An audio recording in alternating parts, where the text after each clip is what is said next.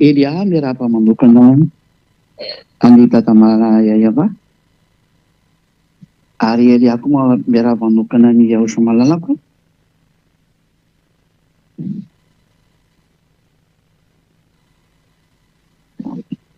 ary hoan'izay mendrika anononana ny fitahiana sy ny fiadahana ary ny fahasoavana sy ny fahasambarana amin'ny Yahoshua dia ho aminareo nge izany tenin'ny Yahoshua zany, izany tenin'ny Elia zany.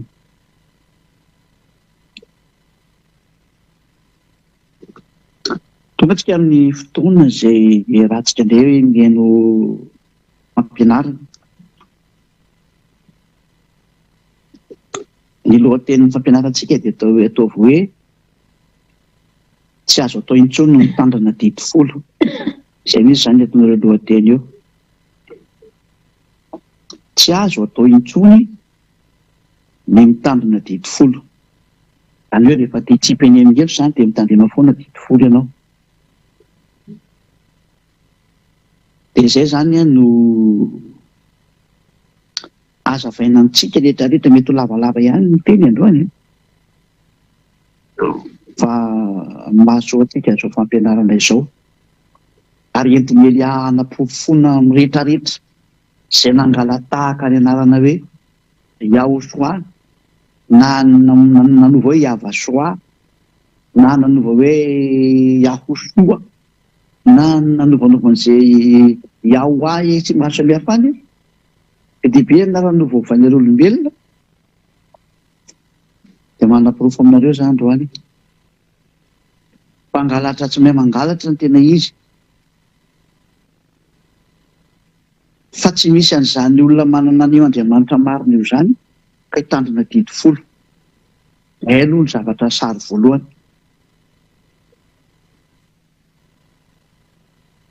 Fa ny tena marina aloha zany amin'ilay orazana amintsika dia ity ny teny voalohany, fa tsy mbola ilay sary voalohany teny teo, fa ity ny teny voalohany.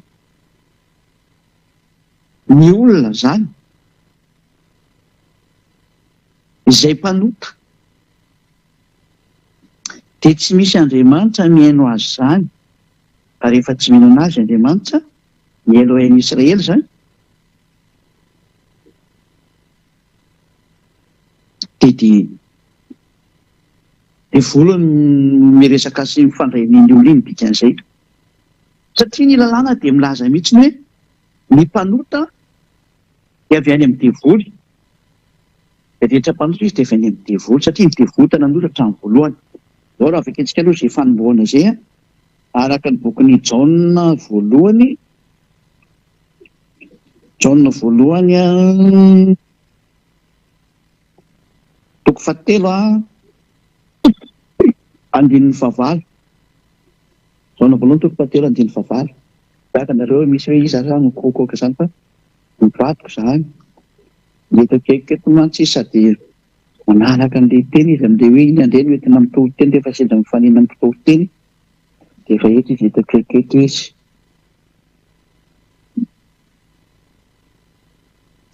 Izay manota dia avy any amin'ny devoly, satria ny devoly manota hatramin'ny voalohany. Hoy tsara be kosa ilay nataonareo, mety be mihitsy izao.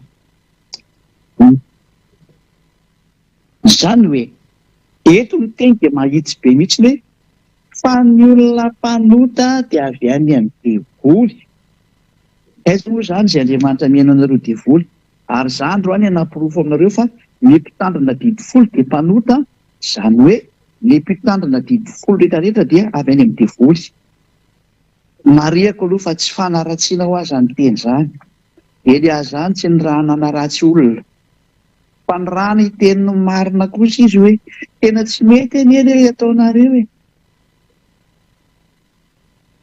Tsy mety mihitsy eny ataonareo fa tena mamono ny fanahinareo nareo.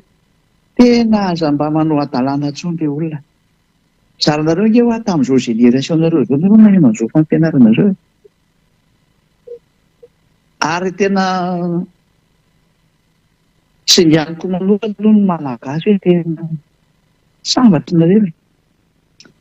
Tamin'ny fiteninareo no nivoahan'ilay fampianarana. Fa ny amin'ny nosonareo no nahatongavan'izany atao hoe ambassadeur-n'ny Yahoshua zany.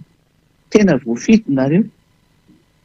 Sambatra be nareo natao voaloham-bokatra mihitsy nareo ao amin'ny hafa firenena hoentina ho any amin'ny Aosoa. Tena sambatra nareo e. Ary izany itenenako amin'ireo zeda rehetrarehetra ireo, zanaky ny avo indrindra rehetrarehetra hoe tena mba mijoroa mihitsy nareo. Ohatran'izany koa dia malemy ny any Togo hoe izay tsy mba voateny mihitsy e. Tafiditra nareo ka nareo deuxième ligne mantsy nareo. Reo ny deuxième ligne dia mifalia mihitsy nareo any. Sambatra be nareo.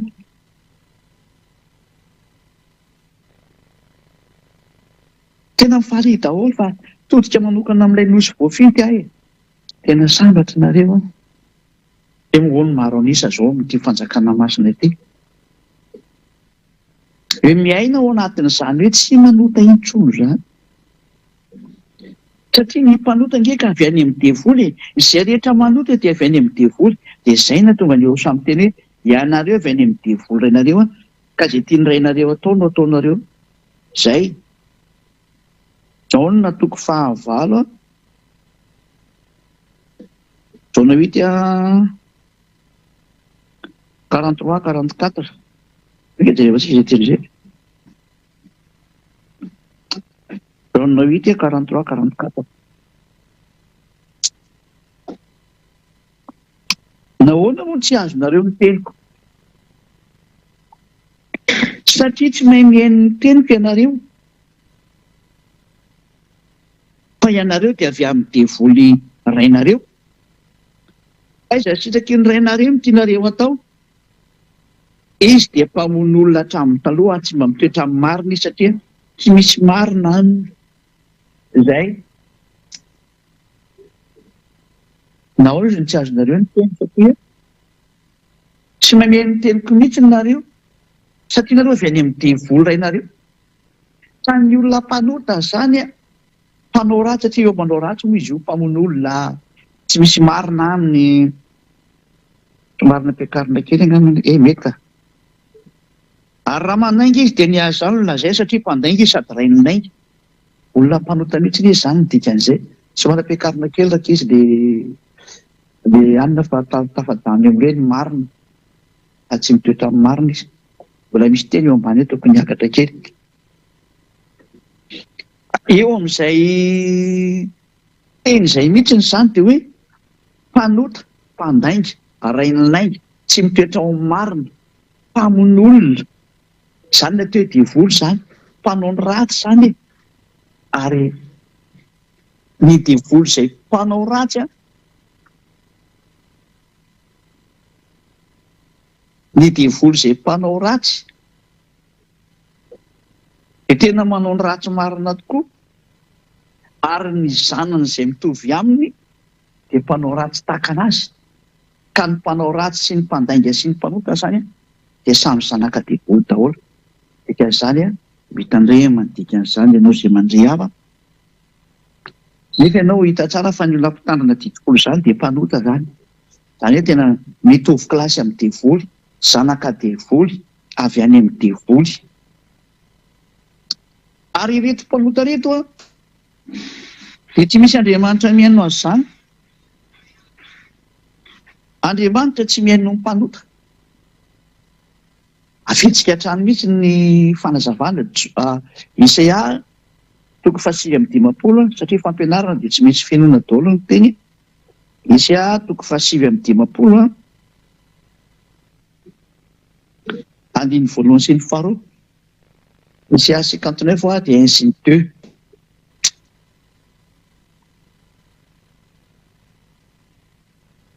Indro ny tanany ava tsy fohy fa mahavonjy. Alatra tsy mipetaka daholo etoko sy indrindra izy fa mipetaka.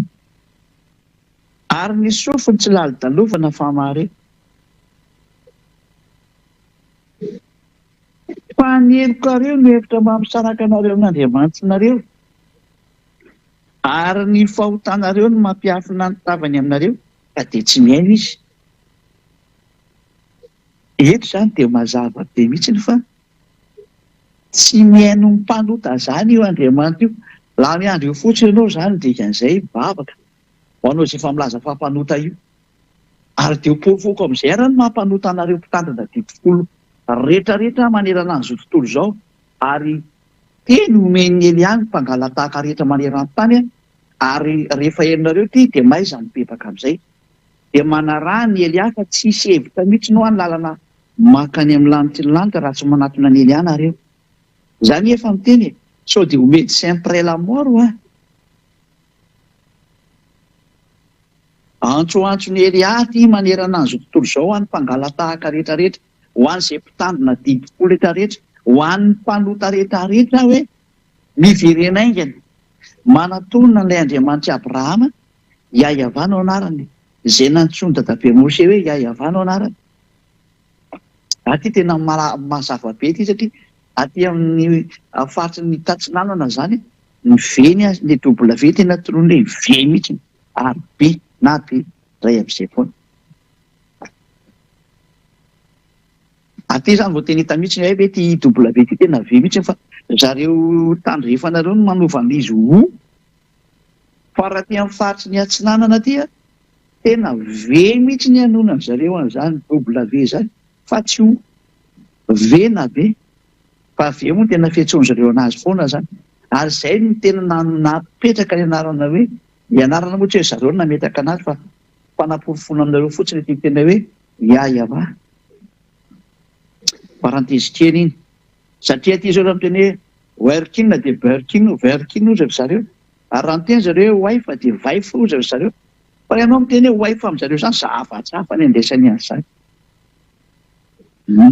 Kely moa parantèse kely zay. Eto zany tsika dia mahita mihitsy ny hoe tsy mihaino mpanota io Andriamanitra io, lavitra anazy nge zany.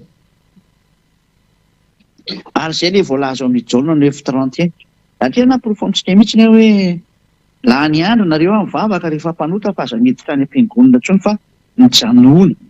Jaona 9:31 Jaona 9:30 mivaky tahaka an'izao ny soratra masina vakitika voninahitra eo soa malalaka. Fantatsika fa Andriamanitra tsy mihaino ny mpanota fa izay mivavaka aminy sy manao ny sitrapony no henoiny. Io Andriamanitra marina io zany dia tsy mihaino ny mpanota zany mihitsy io. Andriamanitra tsy mihaino ny mpanota. Mazava ho azy zany fa laha ny andro ianao hivavaka eo satria tsy mihaino ny mpanota io Andriamanitra io. Laha ny andro io fotsiny ianao, laha ny andro ianao makany am-piangonana any hirahira any, izay ny mahatonga an'ilay olona andeha hivavaka dia mifanadala fotsiny ny atao zareo am-piangonana ao fa na mifampidera bika spose fa tsisy mitady an'Andriamanitra zany. Raha mitady an'Andriamanitra zany ireo dia mitady hevitra ny tsy ho lasa mpanota. Mitady hevitra ny tsy ho lasa mpanota rehetra ny mitady an'Andriamanitra. Zatra fiangonana tsisy mahafaka amin'ny fahotana dia lozika be amin'izay samy mifanohy ny adalàna eo. Zava-doza amina tambo mihitsy ange miseho amin'izao. Fa samy tonga sainy. Samy tonga saintsika. Ahoana zany ny ahafahany Elia milaza fa tena mpanota nareo? Mpitandrina 10. Izao arany. Hainareo tsara mihitsy ny faniravan'ny dada Iava io 10 sy lana Mose io tamin'ny alalan'iny nanapoteny ny fisoronana. Raha vao nipoteny dada Iava ny fisoronana dia rava ny 10 ny dikan'izay. Izay aloha zany ny filazana voalohany hoe rava ny 10. Raha tonga ny lohateny hoe tsy azo atao intsony mitandrina 10. Ny antony hoe tsy azo atao intsony mitandrina 10 satria rava ilay izy. Ary izay ny porofon'ny Elia eto androany.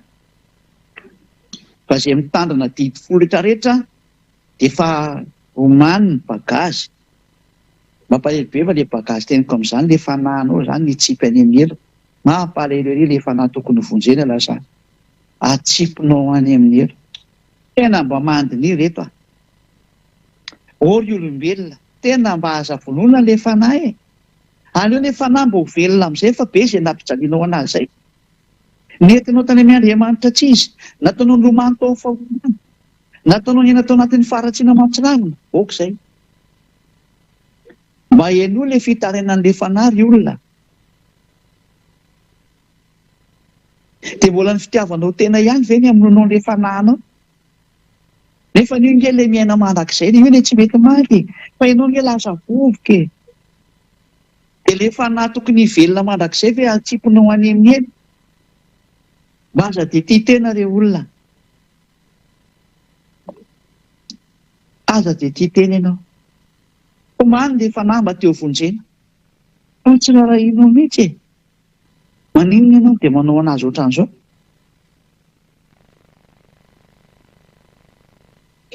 tena mahatonga saina ataontsika aloha jery miteny aza hoe io dada iava io mihitsy nandravany didy folo sy lalàna Mose izao mantsy ny voalaza an'io didy folon'Andriamanitra sy lalàna Mose io zany lalàna an'Andriamanitra io dada iava dia tsy azo no ampiana io didy io ary tsy azo ny esorana izay ny lalàna fototra zany a mifeho io didy folo sy lalàna Mose hoe aza ampiana dia aza ny esorana Deutéronomia toko faefatra andininy voalohany sy ny faharoa Deutéronomia 4:1-2 ary ankehitriny ry Israely mihaino ny didy sy ny fitsipika izay ampianariko anareo mba harahanareo dia ho velanareo ka hiditra sy andovan'ny tany izay omeny avy Andriamanitra ny razanareo anareo teny hoe arao ilay didy tsipitsipika izy izy a dia ampianariko anareo dia mba hiditra ao amin'ny tany Kanana anareo izany hoe ny objectif amin'ity didy folo telo zany dia efa hazavaiko anareo izay mpitandrina azy fa mampiditra ao amin'ny tany Kanana izany hoe mitondra anao makany Israel dia ny fanontena napetrako taminao ary aminao ary dia izao ianao ve lasa nakany Israel rehefa mitandrina an'io satria izay ny objectif amin'io ianao raha mbola mipetraka ao amin'ny tany misy anao io mandrak'androany mbola eo ianao fa ilay didin'Andriamanitra nomena zanak'Israely dia mitarika anazy ho tonga any Israel dia tsy miendra indray sasany dia Israely ara-panahy io aza mba miteniteny foana olona tena ho an'ny Israel nge reto olona reto ary tonga tao izy tena ngamba tonga tao aiza misy ohatry Israely ara-panahy io zany hitanao amin'izany ny hevitra diavoly avy any amin'ny diavoly ao amin'ny sain'ireo mpitondra fivavahana sy ny mpanodikodina ny tenin'Andriamanitra io miara-mita izao tsika izao miteny hoe hiditra sy andovan'ny tany izay omeny avy Andriamanitra ny razonareo anareo na tokony ho any zanak'Israely mihitsy izany izy satria ireo no any amin'ny tany Kanana dia any Israel zany ireo no makany fa tsy ianao efa diso adresaka ianao zany izay hafa firenena izay nitandrina an'ilay didy folo satria maninona ilay didy na tokony ho an'ny olona ho any Israel ianao olona tsy ho any inona zany nitandremanao an'io raha breziliana ianao dia hipetraka ao Brezila inona zany nitandremanao breziliana an'io ho an'ilay mpitondra fivavahana ao Brezila raha ho azareo any Togo ianao raha olona tsy ho any Israel koa na tsy hipetraka any ianao ka hoe hiverina ny Togo foana satria any ny tanindrazanao inona zany nitandremanao an'ilay didy folo ho anareo Togolais ho anareo malagasy ohatran'izay koa raha malagasy ianao angano hoe hipetraka any Israel ianao nga dia ho any Israel tena izy fa ny olona hipetraka sy olona any Israel nge no mitandrina an'io ianao raha sady tsy mieritreritra no any ary tsy manam-pahefana ho any daholy ianao nefa no mitandrina an'io eo ange dia efa diso nareo hiditra sy andovan'ny tany izay meny avy Andriamanitra ny razanareo anareo ny olona mpitandrina didy folo zany a ny objectif amin'izany dia mba ho tafiditra ao Israel ianao nefa tsy mety niditra anakany fa mandrak'androany mipetraka ao amin'ny tany misy anao anao Amerikana ianao Anglisy ianao Frantsay ianao Alemaina ianao nizanizy ianao zany hitenenako an'izany teny izany hoe ahoana ianao amin'io sary io ianao Indiana ianao Japonais ahoana ianao amin'izao teny izao hitanao fa any dia efa diso daholo ny zava-drehetra loatra tsika ny teny aza ampianareo ara ny teny izay andidiko anareo ary aza ny esoranareo fantandremo ny didiny avy Andriamanitra reo izany didiko anareo ity didin'Andriamanitra didy folo sy lalàna Mose ity zany dia efa namoahana didy hoe aza ampianareo dia aza ny esoranareo tsy aza atao mihitsy ny zany manampy an'io ary tsy aza atao mihitsy ny manaisotra an'io fa tena lalàna mihitsy ny zany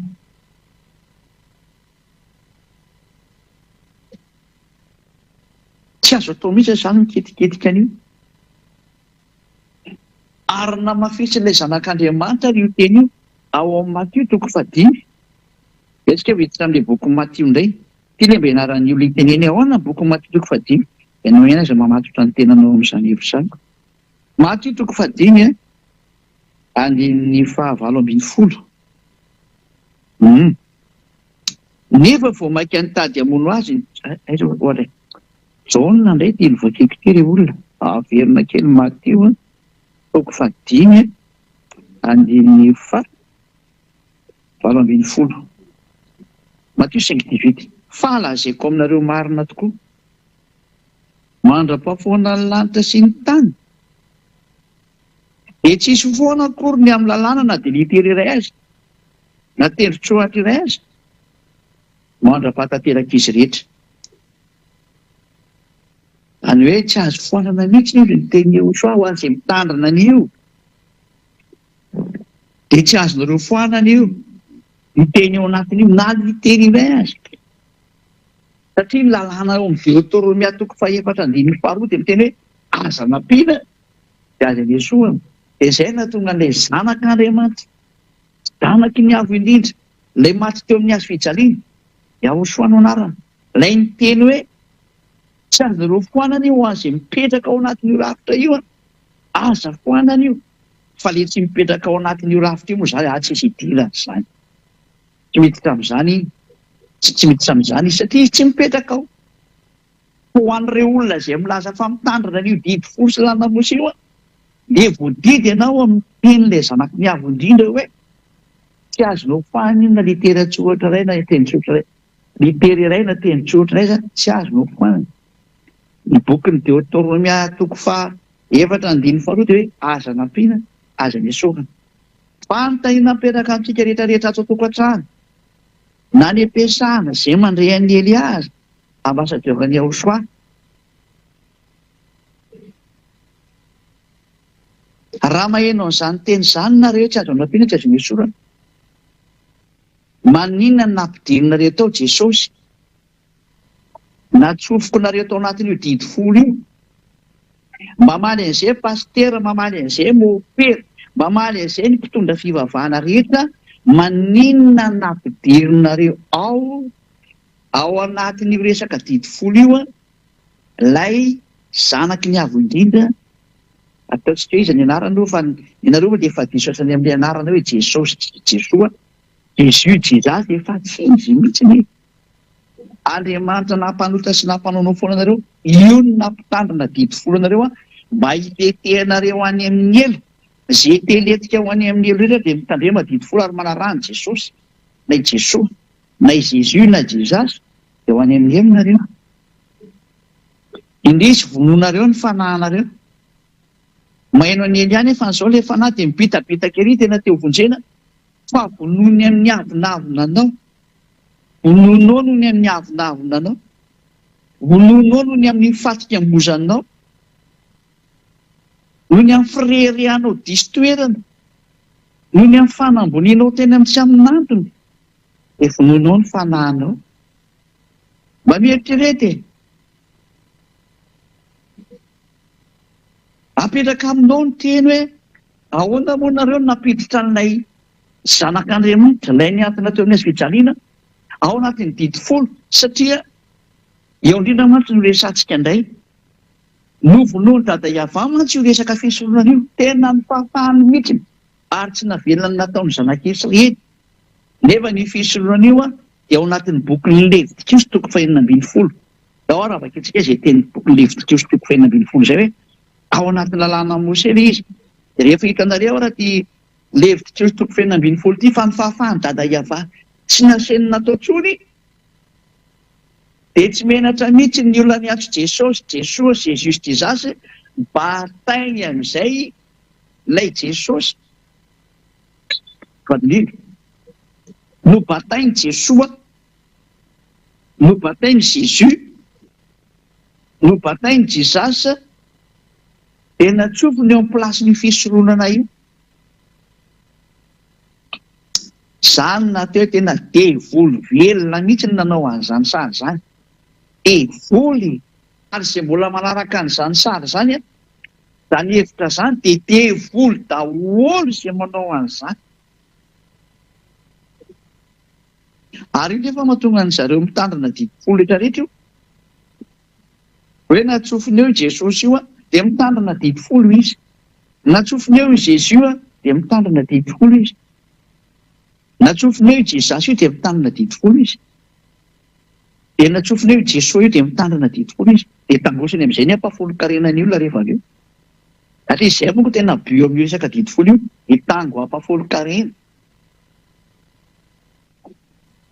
Zay, ohatra rehefa tsika arany sary. Levitikio toko fahaenina ambin'ny folo a.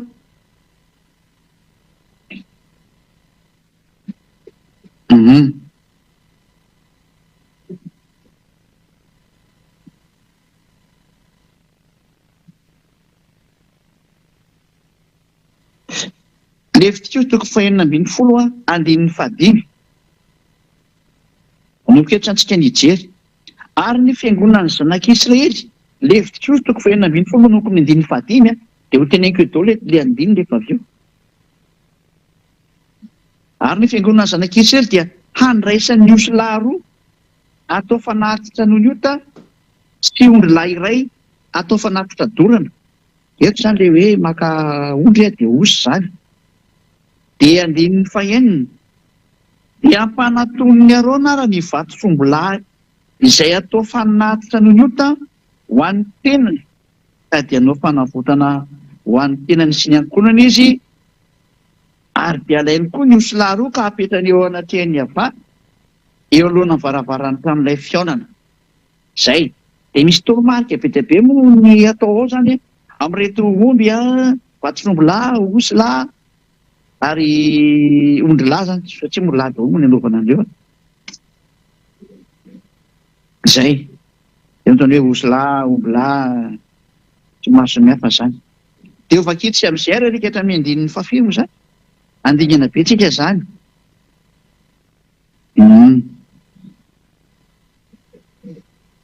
Amin'ny andin'ny fahasivy amby roapolo amin'izay ka hatrany amin'ny farany amin'izay ovakitsika zany. Dia amin'ny roapolo ka hatrany amin'ny farany. Ary izao no lalàna mandrakizay ho anareo amin'ny andro fahafolo amin'ny volana fahafito a, dia aoka ampahorin'ny tenanareo ianareo, ka tsy ianao raharaha akory nareo na ny tompon-tany na ny vahiny eo aminareo amin'ity andro fahafolo amin'ny volana fahafito ity zany. Zany hoe le 10e jour du 7e mois. Zay ny zany. Fa amin'izany andro zany andiny fahatelopolo no anaovana fanavotana ho anareo a, fanadiovana anareo ka adio afaka amin'ny fahotanareo rehetra eo anatrehany ava ianareo. Zay. Ity andro fahafolo amin'ny volana fahafito ity zany dia fanadiovana ny zanak'Israely mba hoe mba tsy manota intsony hoy zany izy rehefa amin'ny vaninandro ihany, mba fanafahana ny fahotana hoy io. Zay le sary zay. Dia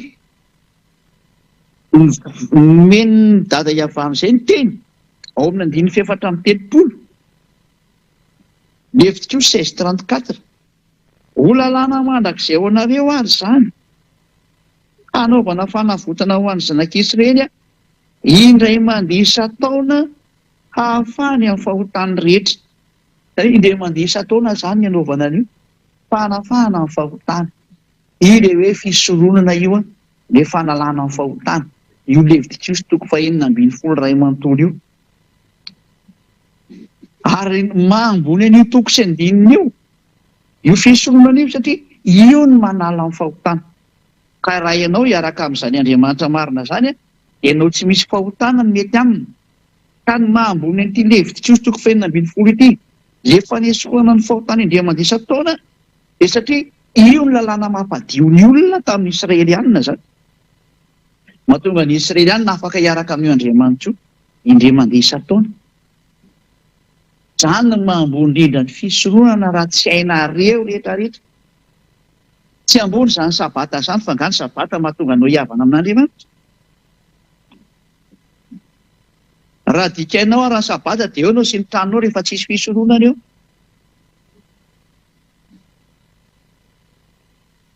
Ninona ho ataonao dia rehefa tsy eo ny fisoronana dia condamné à mort ianao.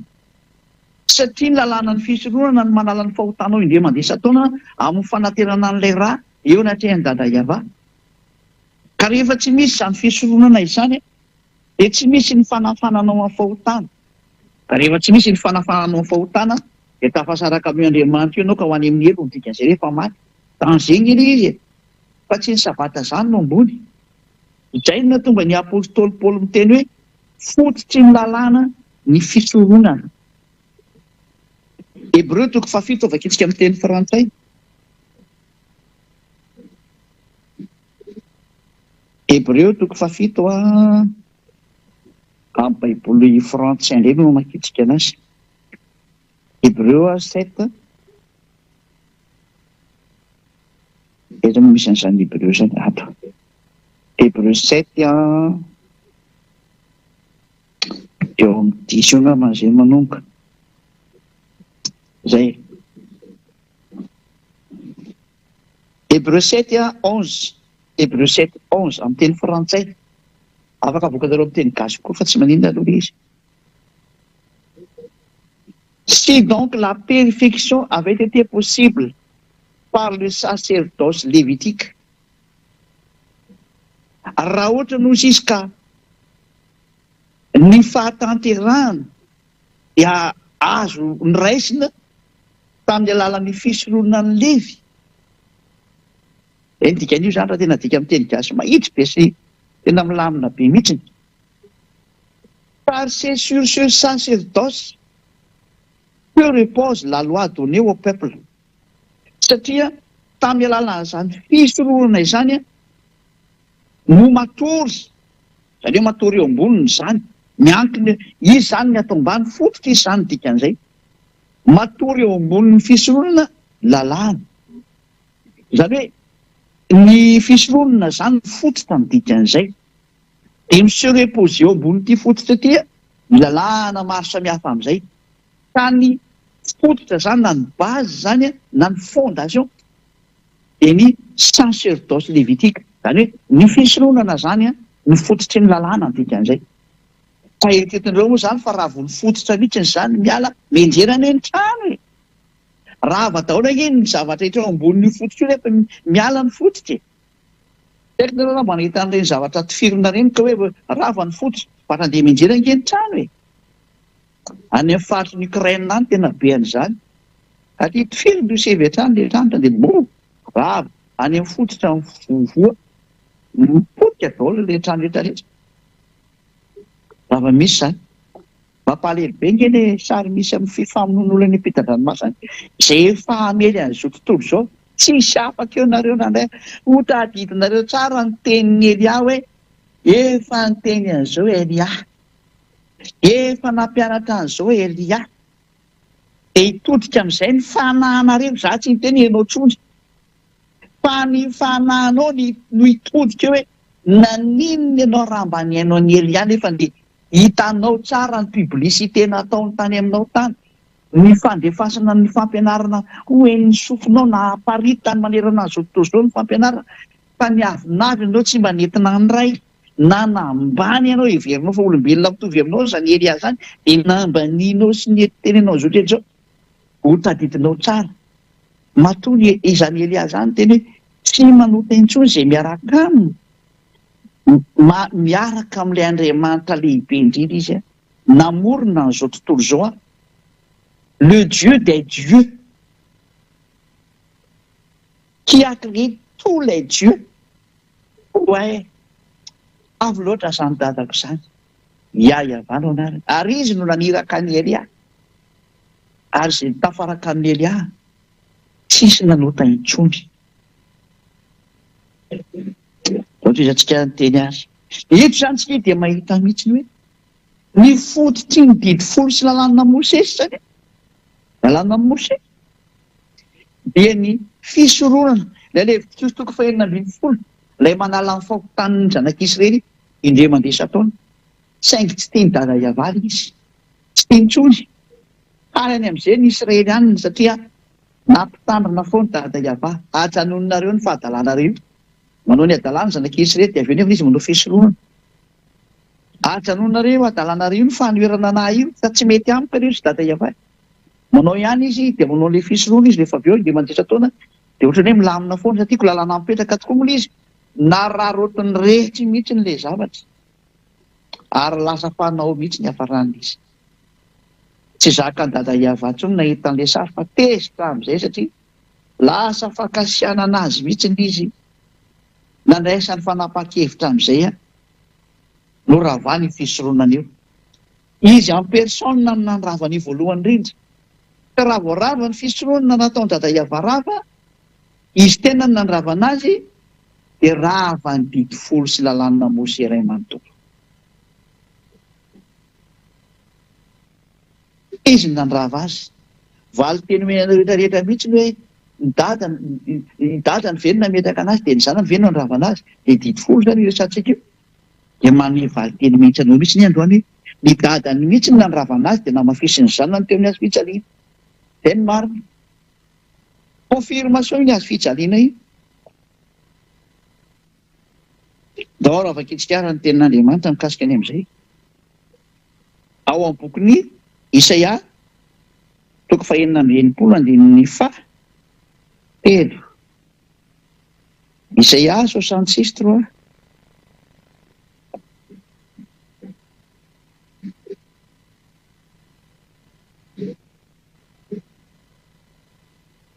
Isaia 66:3.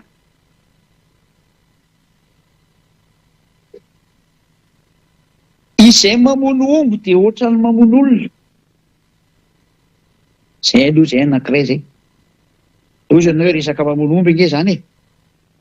Dao ary, ozatsika ary. Izay mamono ondry atao fanatitra dia ohatra mamolaka vozona alika. Olana indray ny teninao amin'io ary. Resaka mamono omby fotsiny ve mamono omby fotsiny ve ty resaka sisa dia tonga tsy ny fanatitra amin'izay ilay izy. Fanatitra ny resahany eto. Mitovy amin'ny mamolaka vozona alika io ianao rehefa mitondra fanatitra ondry. Ka dia miteny an'irety mpanatitra ondry rehetrarehetra manao fanatitra toy hoe mitovy amin'ny mamolaka vozona alika ianareo. Dikan'izany tena fanompo-tsampy mahatsiravina ataon'ilay olona mpitondra fanatitra ondry lava isaka manao zavatra toy inona ny mpanao ody ratsy rehetrarehetra mandefa nytony ondry tony eny amin'ny toerana misy izay andehanany any reto mba mieritrerety fa mitovy amin'ny mamolaka vozona alika nareo izay soratra masina. Ozy ny tenin'ny Andriamanitra lehibe miavo indrindra, le trop puissant, l'éternel, Yahweh. Ary izay manatitra fanatitra hohanina dia ohatra manatitra rakisoa. Izay rehetra manao fanatitra rehetrarehetra ozy ny tenin'Andriamanitra dia mitovy amin'ny manatitra rakisoa nefa ilay kisoa fady mihitsy raha ny didy folo ny resany hoe aza mikitikitika an'ireny ireo ozy ny dada Iava izany hoe mihinana an'ireny. Nefa dia mitovy amin'ny manatitra rakisoa ianao. Zava-doza anie izany. Zava-doza anie izany. Tsy mety tsy nengeny efa natitra e. Ary izay mandoro didika azo manontofo no fanatim-pahatsiarovana dia ohatra misaotra ny sampy. Izay rehetra mombany amin'ity fanatitra ity izany ninona ho ataonao dia lazain'ny dada Iava mihitsy hoe mitovy amin'ny manompo sampy, mitovy amin'ny mamolaka vozona alika, mitovy amin'ny mamono olona, mitovy amin'ny manatitra rakisoa. Eo dada Iava no nilaza mazava tamin'ny alalany mpaminany Isaia fa tsy mety amiko intsony ny fitandremana ny didy folo sy lalàna Mosè satria niravako mihitsy ny fisoloana izay fotsitry ny lalàna. Ka raha rava ny didy folo mopera sy pastera ino ny tiana ataonao ary? Inona indray no avalinareo an'ity? Inona indray no mety zavatra hoetriretin'ny sainareo? Fa mazava be ty sady mbola ho tenenareo indray ilay vahoaka ao aminareo hoe tsy raisina ohatran'izany ny tenin'Andriamanitra. Dia ory vahoaka izay mivavaka any amin'izany toerana izany mametraka anareo vendrana mihitsy io mpitondra fivavahana io. Sahala hoe olona tsy mba mahay micomprendre, tsy mamaky teny nareo fa jamba ny tena marina. Klasy an'ireo mpitondra fivavahana ireo fa jamba mihitsy nareo ary tsisy saina intsony. Fa mameritreretra daholo izay mamandray ahy. Zara moa ianao mpitondra fivavahana io nge mbola vonjeny eny ahy. Zay nye mbola tsy nanakatona varavarana taminao e. Mbola miteny anao aza vonjeo ny fananao rehefa mbola te-hamonjy ianao. Fa rehefa tsy te-hamonjy ianao dia adalanao sy izay te hiaraka aminao. Mazava be ny teny miara-mamaky tsika io, miara-mijery anie tsika rehetrarehetra hoe manerana zao tontolo izao miara-mijery daholo. Ary ny toko sy andininy efa amin'ny fiteny samy manana ny fiteny daholo zao. Amin'ny teny gasy, amin'ny teny français, amin'ny teny anglisy, amin'ny teny chinois. Ary mbola ho avy indray ny teny hafa rehefa tsy kelikely aloha. Zavatra maro zany. Mazava be ny teny eto fa dada hiavahany mihitsy ny nanapotika ilay didy fotsy lanamotsy satria ny lalàna dia milaza mihitsy ny tareho aza nampiana dia aza ny esoana. Nefa izy mihitsy eto ny nandrava azy. Ka iza zany nandravan'izy voalohany? Dia dada hiavahany nandrava azy voalohany. Ary rehefa niravany dia tsy azo dokotena intsony. Ka hoe ianao indray nitolotolona andeha hampiditra zavatra hafa aho. Iza nampanaonao an'izany? Fa nga tsy tavoamasonao ilay hoe aza nampiana dia aza ny esoana. Anao efa kitsika andeha mandeha averina iny toko sy andininy rakizy. Dia nikatra amin'ilay Deutéronomie toko 4 dia andinin'ny faharoa. Hoe eversika vakiana kely. Deutéronomie 4:2. Aza ampianareo ny teny izay andidiko anareo, ary aza ny esoranareo, fantandremo ny didiny avandriamanitra reo izay andidiko anareo. Tena io ilay teny io. Ay, dia mbola tsy tonga saina ihany tena. Hoe tsy azo ampiana nge io didy folo sy lalàna Mose io e. Tsy azo anatsofohana izany zanak'Andriamanitra zany mihitsy io. Ady nandika lalàna ary namafisy ilay zanak'Andriamanitra indray hoe Maty toko 5. Averina ilay Maty toko 5 hoe io teny io ilay namafisy natao Maty toko 5 hoe aza ampianareo teny eo soa. Ny teny eo fa tsisy fonako ny amin'ny lalàna literaly ho an'izay mitandrina azy. Ho an'izay mitandrina azy so nareo miteny hoe ary ianao nefa ny ahoana ianao izay anga mitandrina anio. Tsy mitandrina anio. Zatra fantatra nefa fa zatra fa niravany dadanay dia isany andeha tsofoka ao. Raha tsy olona tsy misaina, tsy misaina no mbola mitsofoka ao ihany. Asaina tonga namiteny izay mandre ahy hoe mba misaina amin'izay e. Meko aloha nge ilay fampianarana io e. Jereo nge ilay teny e. Fitiavana anao zao. Jereo ny famonoana natao mpitondra fivavahana anao. Fitoana anao izay ny vonoana. Fotoanan'Andriamanitra mbola tsy maty fa mbola naheno any Elia anao zao. Miverena amin'izay miverena amin'izay miainy. Jereo ty adalàna nanjoanareo ty e. Nataonao. Oka vakitsika ilay teny eo soa. Falazaiko aminareo marina dia marina tokoa. Mandra-pahafoana ny lanitra sy ny tany dia tsisy ho foana akory ny amin'ny lalàna. Na dia literena teny tsoatra iray aza mandra-patateraka izy rehetra. Dia mandra-patateraka izy rehetra mbola mafisika tsara rehefa kelikely eo satria hiditra amin'izay hoe niravan'ilay zanany eny didy folo io e. Niravany tsaratsara mihitsy. Ko ny dadany nandrava azy voalohany ko namontsy fa mafisina eo miazy fijaliana. Izay ilay hoe tsy mety mipetraka mihitsy ny lalàna ny eo soa raha tsy raha didy folo io. Fa manjary misy double constitution. Ndray constitution didy folo dia ndray constitution eo soa. Lalàna ny eo soa dia tsy mety io. Fa tsy maintsy iray ihany lalàna rahana. Dia izay no mahatonga hoe tsy maintsy ny ravana ny didy folo dia mipetraka ny eo soa. Ary nandrava ny voalohany nefa ny dada malala ia. Zay. Izay ny zava-marina, izay ny zava-misy. Izy nandrava ny voalohany indrindra. Enantsika amin'izay ilay teny teo. Araka ny bokin'ny Isaia. Averina amin'izay ilay sary rakizy. Isaia 66:3. Versika amin'izay ilay teny ilay hoe izay mamono omby dia ohatra ny mamono olona. Izay mamono ondry atao fanaty dia ohatra mamolaka vozona alika.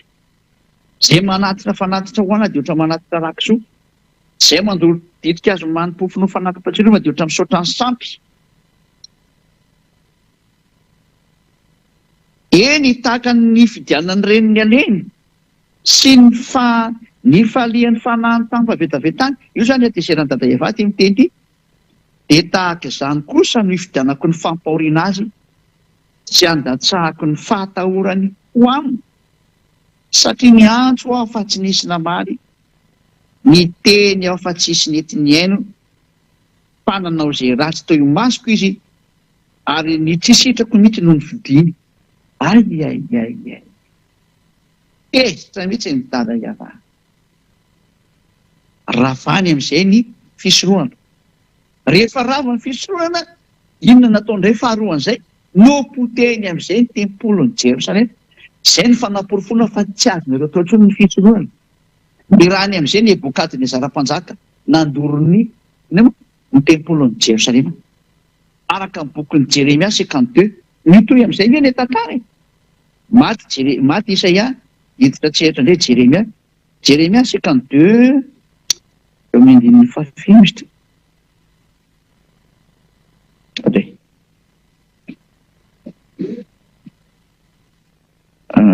Isaia 52, Isaia 52, 12 dia 13. Isaia, Jeremia azafady, Jeremia 52 variana be mitady le teny dia lasa Isaia indray voateny fa Jeremia ilay izy. Jeremia 52, 12 ka hatramin'ny 13. Zay. Ka hatramin'ny 14 mihitsy izany. Zay mihitsy ny vakitsika zany. Hoe ty ary nataony dada Iava, teny amin'izay ny tanànan'i Jerosalema, dorina hatrany amin'ny tempoly rava, tsisy mipetraka intsony zany rehetra zany. Ary tamin'ny andro 10 tamin'ny volana 15, tamin'ny taona 7 nanjakan'ny Nebokadnezara, mpanjakan'ny Babilôna.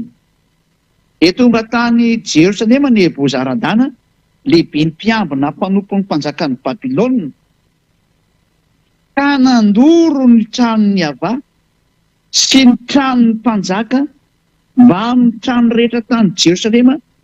Ny trano lehibe rehetra dia nidorana tamin'ny afo avokoa, ary ny manda rehetra manodidina ny Jerosalema dia noravany miaramila ny kaldiana rehetra izay nanaraka ny lehibe ny mpiambina.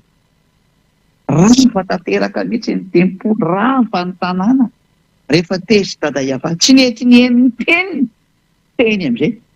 Ianao koa izay tsy mety mihaino izao teny izao, ianareo rehetrarehetra hafa firenena, eny fa hatrany amin'ny Israeliana rehefa tratran'izao teniko izao, izay tsy mety mihaino ny teniny Elia, miomana koa ny fandravana anareo.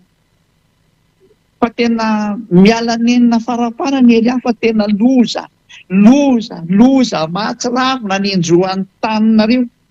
Mbola tazomina fotsiny ny loza tsy hikapoka aminareo amin'izao ritenenako izao, fa tena niaja mba miteny angely aho hoe hafanenina foaka izay, fa dia tsy zakanareo intsony ny andeha. Ny andeha amin'ity taninareo ty tsy zaka ny lohanareo, fa tena ho avy amin'izay ilay teny hoe hiazakazaka anareo ka hivembena hitady ny tenin'Andriamanitra. Zay. Tsy fanirikanina fa ny etaeta hitady hanina ary etaeta hisotro rano, fa faniriana hitady ny teny Iava fa tsy ahitanareo. Ho tonga aminareo daholo izany teny rehetrarehetra izany. Indrisy ry olombelona, raha mba nainihaino an'izao teny izao nenareo. Saingy tsy rarahinareo mihitsy ilay teny, ary ambanianareo izany Elia zany. Tsy vakinareo aloha mihitsy izany ambasadavany ao samy nitondra nareo any amin'ny marina zany. Fa fanaratsiana foana ny tao anatin'ny lohanareo noho ny amin'ny fialonanareo. Tena eny e, mba mieritrereta ihany raha mbola misy saina mbola afaka mieritreritra. Zay.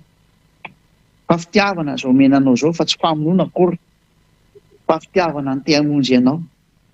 Fa rehefa tsy mety manao dia izay zany. Dia tatazo ny fiafarany ainao endraso tsara. Eo tadidinao daholo izao sary rehetra nantenena izao, ho averina aminao daholo ny sary rehetra mialohan'ny ialanao aina, dia atao miverina aminao daholo ny teny rehetrarehetra henonao.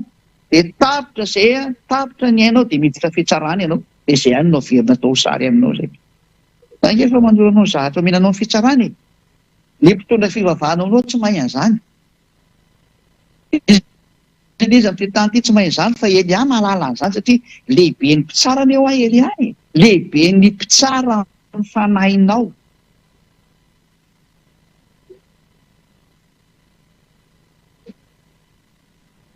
tsy mitsara nofonao zay fa ataonao iny ny nofonao zay nke tsy tonga ho an'ny nofonao re fa mitsara ny fanahinao. Zana tonga na miteny an'ilay olona manao ratsy anyely ahy hoe raha mba fantatro io olona nylonao io tsy sananao zany ianao raha mety nikoaka tolo misy mba avonjeo re za raha mba fantatrao zany atao hoe Eliaza tsy hainao re izy de vavatry vava moa ny atao sasany fihetsika tena fanambaniana tahaka re dia me fotsiny hoe mbo de ho tadidinao nge ty fihetsika anao ty rehefa miala amin'ity planeta terre anao ty ianao de ozanao ianao rety ambony tany ko izany ianaoko aminao ay daso meko anao le teny sosialiana fa niasa taoko ty ary matoa Eliana afaka olona tsy nanota intsony de tsy olombelona tahaka anareo izy hoa avy any amin'ny lanitra ny lanitra avy any misy any Ahosoa no efa ketsika iteny parenthèse kelinay ianao ao amin'ny Jaona toko 7 Jaona toko 7 esa misy any teny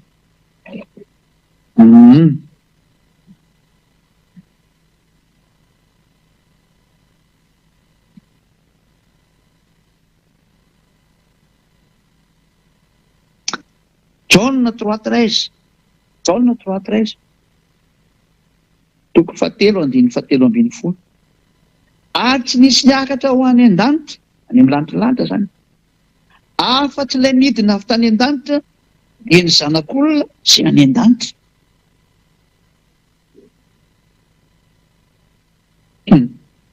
fanina mihitsy anao mianao zany tesanina ty teny eto ary mama tena inona izay izy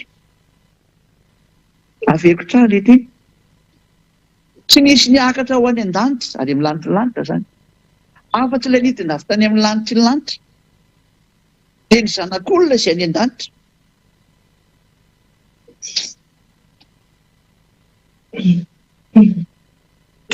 dikan'izany teny zany dia io Ahosoa ety an-tany io any an-danitra izy amin'io fotoana io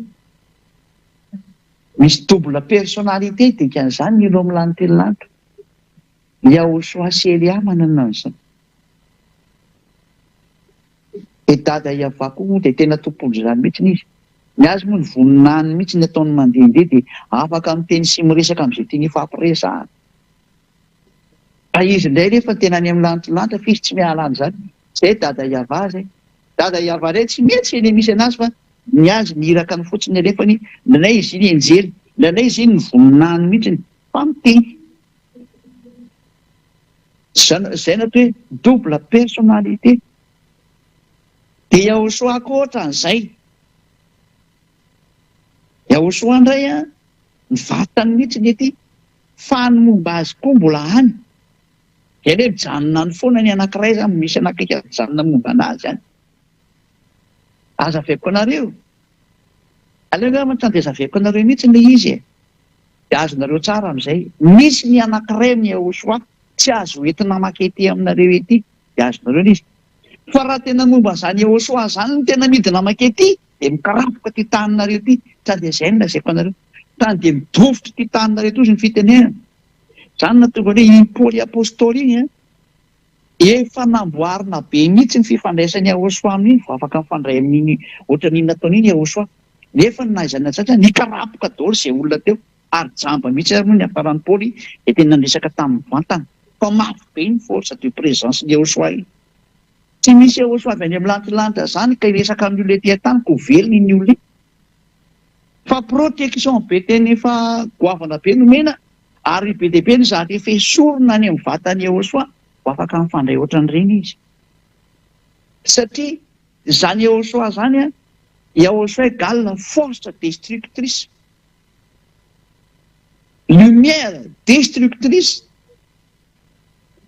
feu destructeur afo mandrava sy mandoro fahazavana manapotika sy mandrava ny zavatra rehetra izay akaiky iny dia izay sary zay raha hoentina zay tena ray manontolo amin'ny Ahosoa zay hoentina midina ety an-tanareo ty tany dia mirefitra ny taninareo raha mizobo zavatra efa misy zao zany zay tany rehetrarehetra raha izy moa zany mandrava tsy nandeha rava fa na tsy andrava izy fa zay misy anazy rehetra mirefitra daholo zay misy anazy rehetra zay lalovany zany dia mirefitra daholo iny dia izay no mahatonga ny hoe voaterina jana iny zavatra iny any amin'ny lanitra any ambony any fa ny tena ny reriny midina makety.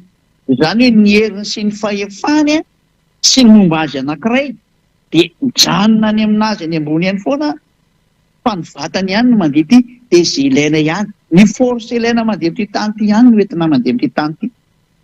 Izay ny dikan'io teny io raha tsy hainareo. Efa nazava izay. Fa raha hoe niara-midina tamin'ny Jehoshua daholo ny tena momba azy rehetrarehetra, haiko misy olona hiara-monina aminazy zany. Tsy possible. Zany na toezatra tsy possible. Iza ny olona hitan'Andriamanitra ko ho velona.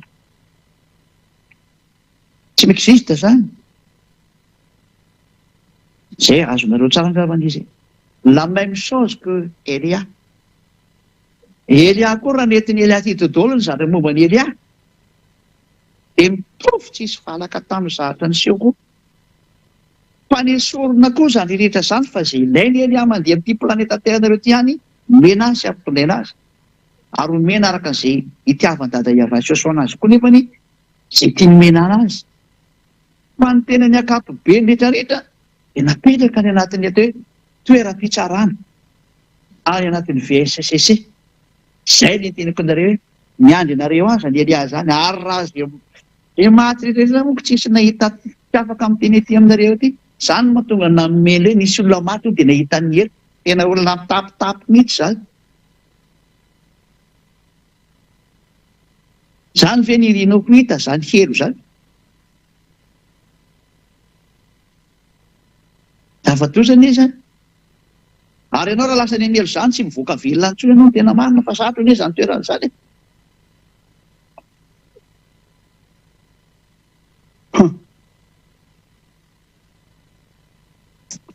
Fa Elia indray tena mahay manavitra fanahy Elia. Tena fahefany Elia zany. Mahay manavitra fanahy Elia. Ary tena mahay mamonjy fanahy Elia. Ary afaka mampiditra olany amin'ny lantilanty Elia arak'izay tiany Jehoshua anaovana anazy. Fa Jehoshua no manao an'iny araka amin'ny baikin'ny Jehoshua dia mandeha ho azy amin'ny Elia izy. Ary raha misy tena zavatra mba irin'ny Elia koa ekeny Jehoshua zany. Ny apôstôly ary moa manana fahefany hoe izay ampidirina aty dia tafiditra, fa izay tsy ampidirina aty dia tsy tafiditra. Maika be fa zany Elia zany. Zany nateo hoe fitiavany Jehoshua daholo zany. Fa zany Elia zany dia mitovy amin'io Jehoshua io. Izay nataovana azy hoe zandriny Jehoshua, tena zandriny mihitsy, namany. Miaraka aminy, tena tsy misaraka aminy. Dia izay zavatra izay ilay teneniko anareo hoe mahita ny Elia nareo. Raha vao maty nareo dia mahita ny Elia nareo. Tena mahita. Io olona hitanareo io jereo tsara io. Copie-coller amin'io hitanareo any. Eo amin'ny sary eo amin'ny écran io. Tena tsisy valaka amin'io. Esolo fotsiny solomaso dia io hitanareo any. Fa tsy misolomaso aloha ny any. Fa ihany misolomaso ety fa ny any tsy misolomaso. Fa na mijery an'izany raha tsy zakanao. Ka rapirapiko nao any raha vao izany mijerena. Any amin'ny anaty VSCC teneniko anao. Reny amin'ny redirety rangaty dia ho hitantsika hoa. Raha reny maty reny hoa na indresaka taminareo dia mitantara io tena maro io teny olona io. Fa tena misy fitsarana any. Ahoana ho any hidirana any amin'ny lantilanitra raha tsy mandalo fitsarana nareo e. Marina be nge io lantilanitra io ny tompony izy io nge dada Iavay. Tsy mahazo miditra mihitsy izay tsy masiny. Matoanao zany ampidirina any vita triazy ianao midika an'izany. Tsy maintsy mandalo fitsarana no midika an'izany. Nga tsy nivakinareo ilay bokin'ny Apocalypse 21-27. Nge vakitsika izy. Apocalypse 21-27. Ary tsy miditra mihitsy izay tsy masina. Na izay manao vetaveta na izay mandainga. Fa izay voasoratra anatin'ny bokin'ny fiainana ny zanak'ondry ihany. Misy zany izay voasoratra anatin'ny bokin'ny fiainana ny zanak'ondry. Mazava ho azy fa tsy mety mitriena anao zany dia izay voasoratra ao mahazo makany. Ary ny fanoratana anazy arika hatramin'ny fitsarana. Any no mamoaka dite mahazo miditra ty. Prezantena any amin'ny Jehoshua amin'izay dia miditra ianao. Any zanak'ondry ny fampidirana io fa tsy aniza mihitsy io. Tsy mba miditra ao mihitsy izay tsy masina. Dikan'izany misy fitsarana dikan'izany hitirena masina sy ny tsy masina. Lozika anie zany. Tsy nareo olombelona ty mametra ny masina sy ny tsy masina fa any amin'ny Eosoa izy. Sasainy kotsiny hoe fantatra ny tenin'ny Eosoa ary ny tenin'ny Eosoa manamasina ny olona. Dia izay olona miaraka amin'ny Eosoa kotsiny ary mitandrina ny tenin'ny Eosoa dia masina izy ny amin'ny tenin'ny Eosoa. Ao anatin'izany ny batisa, ny fankatoavana ny teniny, tsy mety manao ratsy intsony, miaro ny tenina tsy hanao ratsy intsony, lasa masina izy ny dikan'izay. Hita atao amin'ny Eosoa atao amin'ny fanjakana masina zany, fa tsy ilay olona mamaromaritra hoe olo-masina, olo-masina, olo-masina hoana ianao nefa ianao raha mpitandrina didy folo, ianao raha mbola vetaveta saina, ianao raha mbola manolana zazakely, vetivety ianao zany, lehilahy manambady lehilahy, zavatoza. Aza maniditra amin'izany. Fa atao amin'ny Eosoa kosany tena tsy manoty intsony eo amin'ny Eosoa. Izay indray dia tena marina, tena sans discussion mihitsy za fa hiaina anaty angesany. Ireo no tena hatrany dia miditra amin'ny lanitra fa tsy maintsy mandalo fitsarana daholo na iza na iza. Ireo zao mantany arenao hoe mandalo fitsarana. Iza ny tsarako, zara lehibe ny fitsaranako, iza ny tsara. Ary raha misy izay mitsara anahy dia Eosoa sy ny dadako Iava ihany. Zara ty manao ny asan'izy mianaka. Zara ty efa mangataka mafy amin'izy mianaka hoe mba hampio haingana vitan'ny ty asa ty. Ko na dia ny fandrenesany an'izany tsy afinaritra be na. Tsy misy zahatra ataoko afa-tsy miasa ho anazy mianaka foana mitady levitra hoe handresena lahatra ny olona mba hiverenareo any amin'ny dada Maria Iava. Fa hanapotika ny eo azy zareo. Any tena miteny hanapotika ny eo azy zareo. Izay nge nandehananay ety, izay nefa mitsotra ny mariny. Tonga ety Elia andrava, hanapotika ny mpanota divoly satana sy ny tarika miaraka aminy. Izay no mahatonga ny Elia mandeha mitety an'izao tontolo izao hoe mitady hoe ahoana ny fomba amonjeko anareo. Dia any amin'ny fampianarana amin'izay mandeha fandeha fampianarana hoe izao zany anaovako ny azy, izay anaovako ny izay anisany mahatonga na mandehandeha io. Dia manaroatra misintona olona moa zany tena izy ihany koa. Izay no tena planako amin'izio zany hoe mijery an'ilay zava-misy eo amin'ilay tanàna, eo amin'ilay firenena, dia mandefa fampianarana, dia mandeha mitety ny tany, dia mandeha fampianarana. Izay mihaino fampianarana voavonjy any amin'ny internet, tsy mihaino fampianarana makany amin'ny elo. Izay mihitsy ny izay.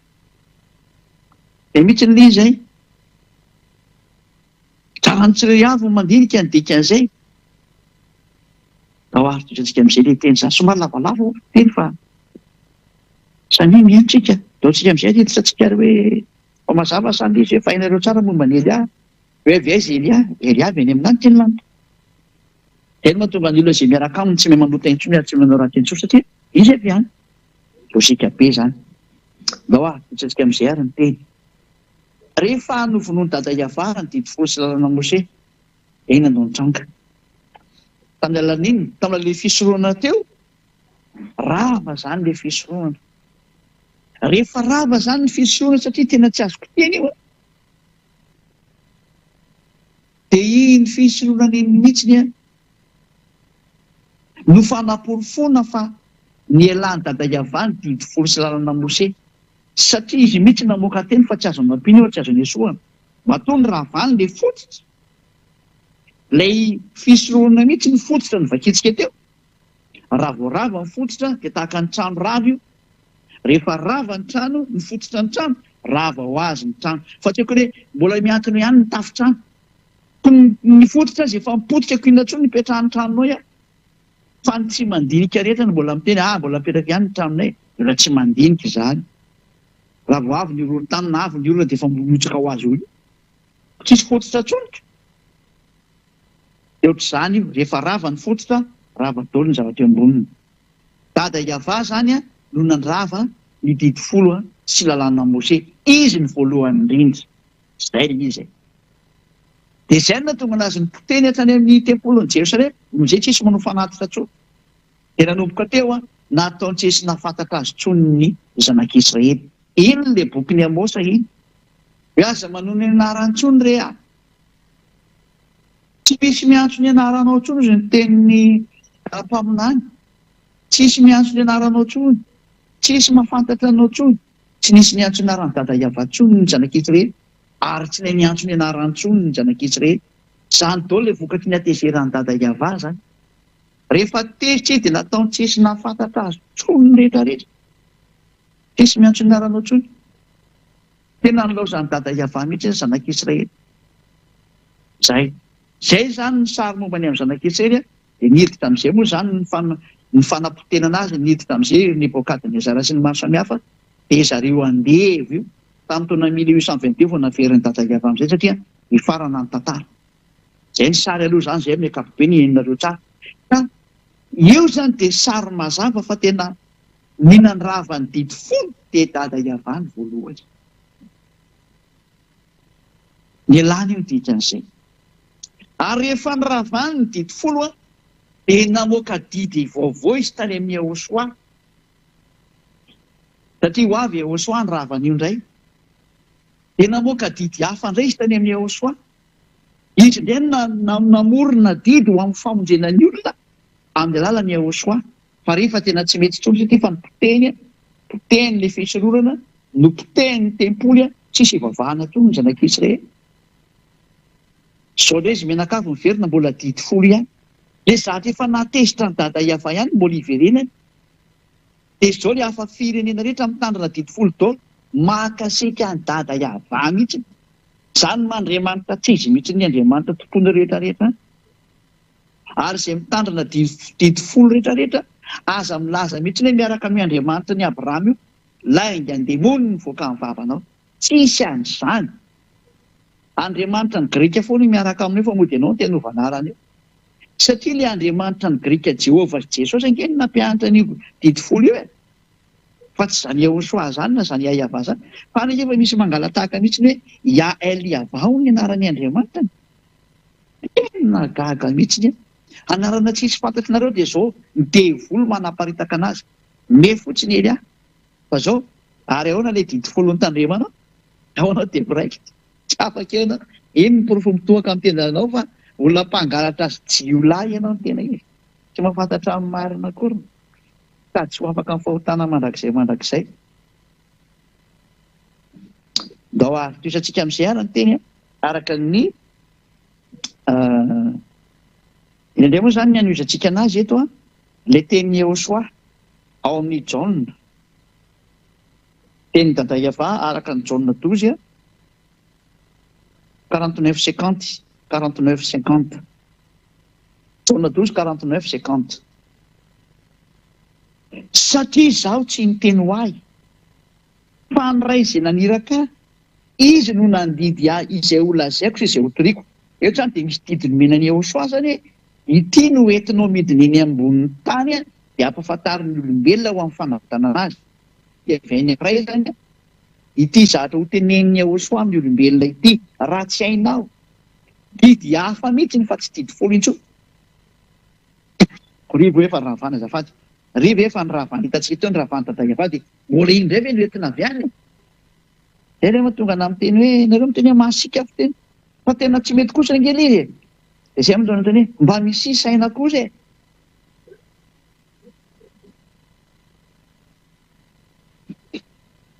Fa ny ray izy naniraka ao izy no nandidy aho izay ho lazaiko sy izay ho toriko. Any hoe misy didy zany nomenan'ny Ahosoa nasain'ny dada Iava ho lazainy ary ho toriany ety ambonin'ny tany. Mazava fa tsy didy folo ilay izy didy an'izay fa hafa mihitsy. Satria ilay didy folo efa nipoteny dada Iava tany ny fisororana aonao ohatran'ny hoe nibatana zavatra ohatran'izay. Fa jereo ingeny ilay tsy matahotra an'Andriamanitra rehetra nalainy ilay fisororana dia ilay sorony dia napetrany eo amin'ny plasin'ilay fisororana hono ilay zanak'Andriamanitra. Jereo mahadevoly be an'ilay saina. Saina avy any amin'ny devoly iny zany fantitra an-dalàna ary zany mampanota an'ireo mpitandrina didy folo ireo. Hoe mpanota tsy mendrika ka izy mitandrina didy folo io mihitsy no mahatonga anazy koa. Ankoatran'ilay Andriamanitra diso ary zany miprofa diso mihitsy ilay Jesosy Jesoa sy Jehova, Jésus Jesus sy ny maro samihafa satria mampandika lalàna mihitsy ilay izy. Ireo ingeny mampitandrina didy folo io e. Dia amin'izay ilay mpangalatahaka rehetra mbola mitandrina didy folo ihany fa mody ny vavany fotsiny miantso Ahosoa. Tena mampiomehy mihitsy. Ena hoe mpangalatra tsy nenangalatra ao. Rehefa tena tonga ny tompony dia mianana amin'izay ny mpangalatra rehetrarehetra. Koa izay lazaiko ary andasiko hoe andidy fa 50 ary fantatro fa fiainana mandrakizay ny didiny. Izany hoe ty didiny menray ity zany fiainana mandrakizay. Izany hoe Yahoshua ty zany ilay zanak'Andriamanitra tena marina dia mitondra didy indray izy zany. Didy omena ny olona, hotoriana amin'ny olona, zavatra mbola hotoriana, zavatra mbola holazaina, fa tsy rehefa nanana ny Israelianina teo hatramin'izay. Ka raha zany rehefa nanana ve mbola hotoriana e? Raha zavatra efa nisy ve dia mbola holazaina e? Ka tsy manany ihany kosa ve zany? Fa raha zavatra mbola hotoriana ary mbola holazaina dia zavatra hafa mihitsy ny izy ilay olona mba misokatra ho any saina fa efa andro farany ity ho farana tantaranareo dia mbola tsy tonga saina ihany ve no izay mandehana ho tokantrano io. Hoe ny zahatra hoentin'ny Yahoshua amin'ity didy ity e dia zahatra mbola vao holazaina, zany hoe tsy mitovy amin'ny didy folo ny dikan'izay, hotoriana, zavatra hafa mihitsy ny dikan'izany. Ary hoy ny teniny, ary fantatro fa fiainana mandrakizay ny didiny. Tena ity didy ity izay hoentin'ny Yahoshua ity, tena fiainana mandrakizay izy ity. Ka ilay didiny Yahoshua moa dia tsy manoatra sy manao ratsy intsony ary parfait, perfect. Zay. Ary izay lazaiko dia lazaiko araka izay lazainay tamiko. Zany hoe nisy discussion zany, nisy didy zany avy any amin'ny dadany no zarainy tamin'izany iny dia ity hoentinao any hamonjenao ny olona. Zay io resaka io. Inona izao idiran'ny didy folo amin'izany? Raha zavatra didy folo hoe dia mbola hampafantarina an'io zanany io. Izy mianaka izay rehefa mahafantatra ny zavatra nifanaovana tamin'ny zanak'Israely, mbola hampianarina ny zanany ve ilay lesa? Mba mieritreretra e. Zavatra hafa mihitsy ity satria hoe izay mbola holazaiko ary izay mbola hotoriako, zavatra mbola tsisy mahay ity zavatra ity. Tsy fantatry ny Israely ihany. Ary noho ny amin'ny tsy fahalalany anazy mihitsy namonoan'ny Yahoshua teo amin'ny fijaliana, satria ny fanohitra tamin'ny zavatra nananany zareo ilay notenen'ny Yahoshua no vonoiny amin'izay. Lozika be ngely izy. Izany no proof fa zavatra hafa mihitsy ilay nilazain'ny Yahoshua ary zavatra hafa mihitsy ilay nitoriany. Tsy nisy idirana didy folo zany resaka izany. Ka rehefa tsy nitovy tamin'ilay didy folo, vonoiny zareo Israelianina. Nefa dia tena dada iava mihitsy ny namono ilay didy folo talohan'ny fotoana. Fa rehefa tsy natakatra ny saina satria efa nilozan'Andriamanitra, namono ny zanany ny hafaran'ilay Israelianina. Mandrak'androany ange izany tsy mahafantatra an'izany ireo Israelianina ireo e. Tsy hainy anio zavatra ampianariko io. Tsy fantany io nandray. Izany rehefa niady tamin'ny dada iava, fanina mihitsy ianao fa tsy zavatra fantatra anao teo. Hitantsika ange ny anjoan'ny Israely afaka fotoana fotsiny tenako anareo. Hitanareo ny anjoan'ny Israely io. Fa ibabababa io kelikely io. Miitra-pihavanana amin'ny Rosia io kelikely io. Zay hoe hanao fifanarahana amin'ny fahafatesana. Hanao an'izany io Israeliana io, ary hitanareo tsara Rosia fa miaraka amin'ny Iraniana io e. Lova kitsika ny ten'Andriamanitra mikasika ny amin'izay ao izay tsy mino dia mba mino rehefa miseho ity zavatra ity nefa ny tsy ho tara loatra. Isaiah toko 7:20. Isaiah 28:15 angambany izay. Isaiah 28:15. 28:14 aloha e. 14 dia ny 15.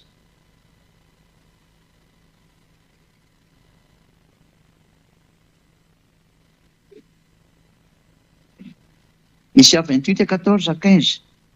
Koa mihaino ny tenin'ny avay ianareo ry mpaniratsira, izay manapaka an'ity firenena eto Jerosalema ity. Satria ianareo manao hoe efa nanao fanekena tamin'ny fahafatesana izahay, ary efa nanao fifanarana tamin'ny fiainantsika izahay. Ka na dia ho avy aza ny loza manavitra dia tsy hatra aminay izany. Fa ny lainga no nataonay ho fiarovana ary ny fitaka no ferera. Izay ny anjoan'ny Israelianina ho an'ny mpitondra firenena Israely. Loza. Hanao fifanarahana amin'ny fahafatesana zareo. Hanao fifanekena amin'ny fiainantsika zareo. Zava-doza. Hanao fifanarahana amin'ny Rosia izy rehefa kelikely eo. Ilay fahafatesana. Ao mantsy ny fahafatesana. Ao ny tompon'ny fahafatesana. Ao ny lehiben'ny fahafatesana. Ao Rosia. Goka mpanjakan'ny Rosia. Ho avy ho Israel zany sary zany. Tadidio rehefa miazakazaka Israely iny mitomany an'ny Rosia hoe hifanaraka amin'ny Rosia sy mahasamihafa. Efa nanao an'izay izy teo aloha. Ho mafisiny amin'izay io rehefa kelikely eo. Mebe fotsiny rehefa anatina ny Rosia izy ilay taminy hoe mba hiavana amin'ny Rosia izy ilay tamin'ireo mandeha. Mampimebe. No, tisantsika amin'izay ilay teny. inona ary nataony Yehosoa? Nataony Yehosoa nravany ny didy folo sy lalàna Mose. Ny confirme izy ny famerakana ty didy hoentiny ity dia ny potehiny teo amin'ny fijaliana ny didy folo sy lalàna Mose. Iovaka itsika Efesianina 2:15 tany dia lasitsika miazakatsaka iny am'izay mba tsy taraiky intsony. Efesianina 2:15 fakitsika amin'ny anaran'ny Yehosoa voninahitra ny dadamala Iava. Efesianina 2:14 sy ny 15. Fa izy no fihavana antsika izay nahiraintsika roa tota ka nandravany hevitry ny fisarahana. Fa tao amin'ny nofo ny nandravany ny fandrafiana dia ny lalàna nisy didy natao tandremana mba hanakambany antsika roa tota ao amin'ny tenany olom-baovao iray ka novan'ny fihavanana. Tao amin'ny nofo ny nandravany ny fandrafiana. Safatiny fa inona io zany? Tao amin'ny nofo ny nandravany ny fandrafiana dia ny lalàna nisy didy natao tandremana. Inona izany lalàna zany? Dia ny didy folo sy lalàna Mose. Donc afaka itsika amin'ny teny frantsay izy io Efesianina 2:15 dia mba homaly kely raha izy raha misy anareo le Torah fa avoakatsika hoe le Torah raha mamaky Torah nareo dia mba avoakatsika kely hoe le Torah. Efesianina 2:15 raha misy raha hitanareo fa rehefa tsy hitanareo dia leo amin'izao fa ataontsika teny frantsay fotsiny fa zany hamaky anazy ity. Fa raha hitanareo vao mey tsara le boky Sefer Torah. Efesianina 2:15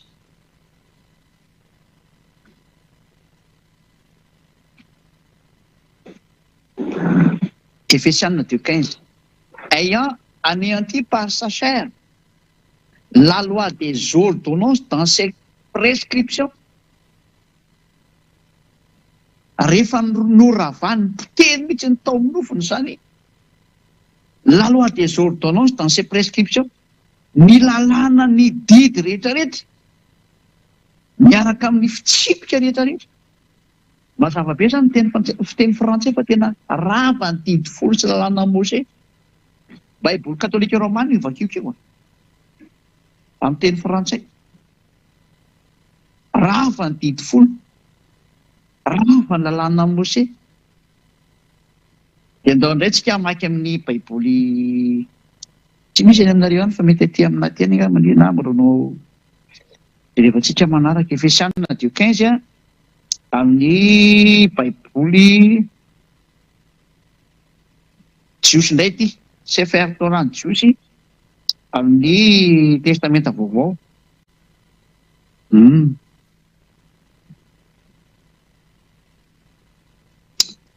Torah ozy izy dia Nebim ozy dia ny Ketubim.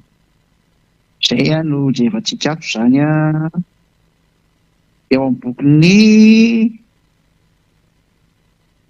testamenta vaovao vakitsika Efesianina 2:15. Efesiens 2:15 amin'ny Sefer Torah. Sefer Efesim zany izy na Efesianina ozy izy zareo.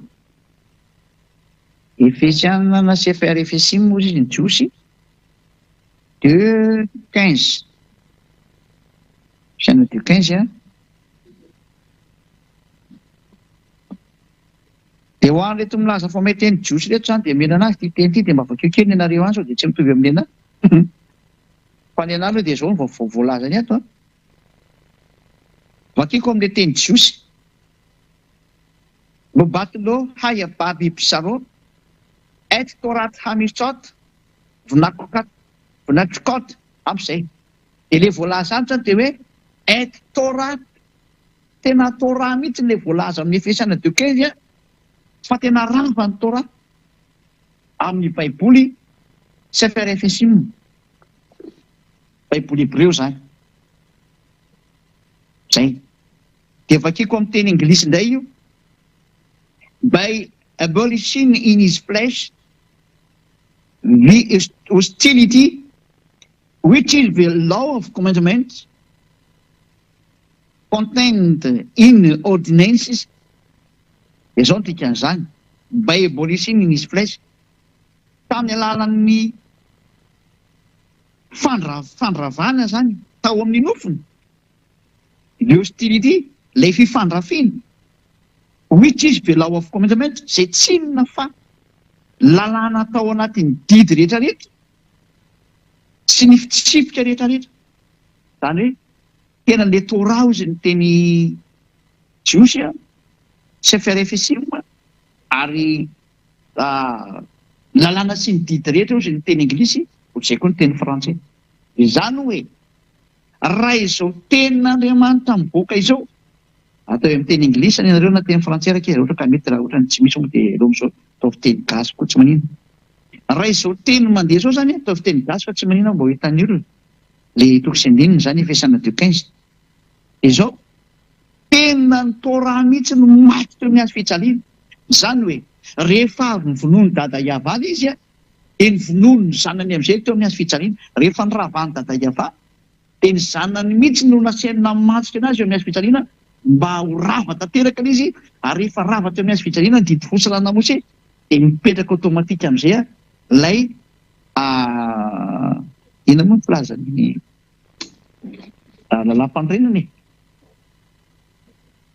ina moa filazany lalam-pandrenana amin'ny teny frantsay constitution. Première constitution zany didy fosy lana Mose dia vonoany dada Iava ny voalohany tany lalàna fisorohana rava zany ny didy folo ny dikany tsy lalàna Mose dia mba tonga n'iny officiel mihitsy rava dia ny vonoany Yehoshua teo amin'ny hazo fijaliana. Rehefa ny vonoany Yehoshua teo amin'ny hazo fijaliana officiel na rava azy zany teo amin'ny hazo fijaliana. Rehefa officiel na rava azy teo amin'ny hazo fijaliana dia mipetraka amin'izay ny deuxième constitution la nouvelle alliance Yahoshua miaraka amin'ny fanekena vaovao lalàna ny Yahoshua amin'izay izay mahatonga ny olona tsy mahay manao ratsy intsony tsy manao teny intsony lasa perfect ozy ny anglisy na parfait ozy ny vazaha miaraka amin'ny Yahoshua zany sy Elias efa nirany isolo tena azy ety amin'ny planeta terre nareo izay entsoko nareo hoe andao amin'izay iaraka amin'ny Elia. Hoentiko any amin'ny Yahoshua nareo manaova batisa ato amin'ny Yahoshua. Andao nareo mandositra ny atezerana izy efa tonga efa mamely ny taninareo io atezerana io fa Elia le mbola mitady an'ilay olona tsy mbola mijery ny zava-misy amin'ity taninareo ty hoe ahoana ny teny omenany ry, ahoana ny teny omenany ry, dia izany mbola mahatonga ny Elia mandeha io mijery an'ilay hoe ahoana ny teny omenany rehetra olona rehetra, ahoana ny teny amonjenany ry, satria raha ho teteziko itsy ho vitako fa tsy maintsy teniny rehefa mandeha any amin'ireo. Izay zao atran'ny Elia zao mijery ny tanàna, mijery ny toerana, dia mandeha ny amin'ny toeran-kafa indray zany dia mijery ny tanàna, mijery ny toerana, mijery ny fatao ahoana ny amonjena azy. Iny ny Andriamanitra ivavahany satria raha ho ravana ny Andriamanitra eo amin'izao tontolo izao dia tsy maintsy fantarin'ny Elia izy adaoly ary alohany ao. Manda lasa miteniteny foana Elia ny teny izy ka tsy mety zany. Fantariny daholo ny Andriamanitra tsy izy rehetra. Miara-ravana amin'izay aorianan'izay miaraka amin'ny fanavotana olona miala tao.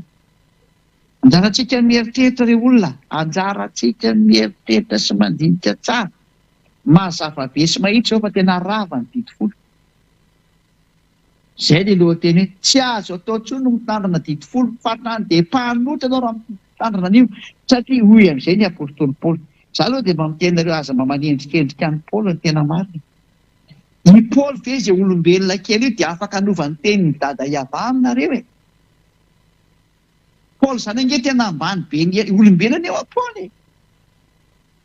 Elias zany zavatra any amin'ny lanitra zany.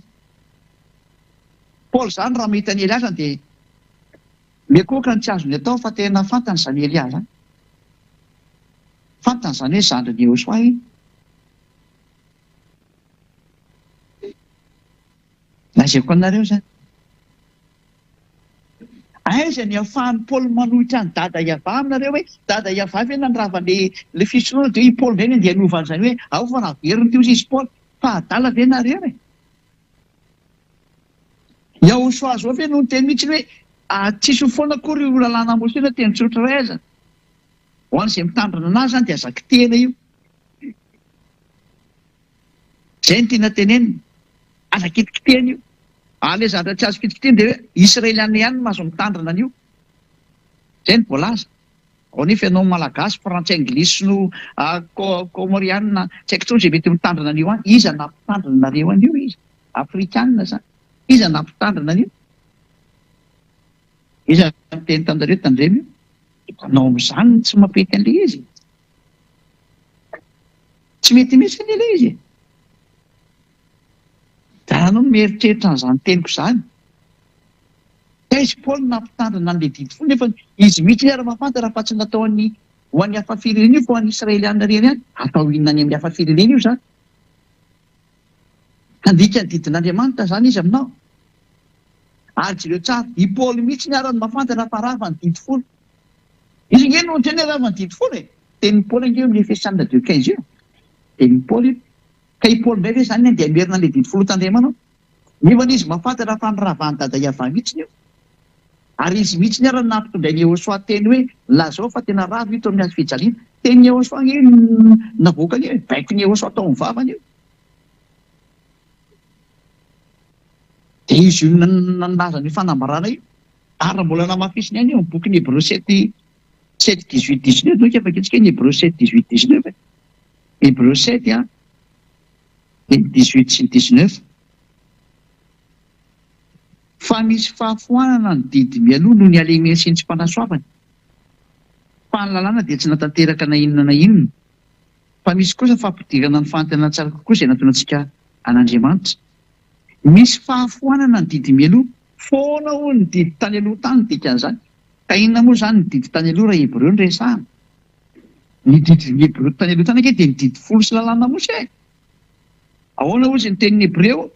Foana ho ny didy folo sy lalàna Mose tany aloha tany. Zany dikan'io.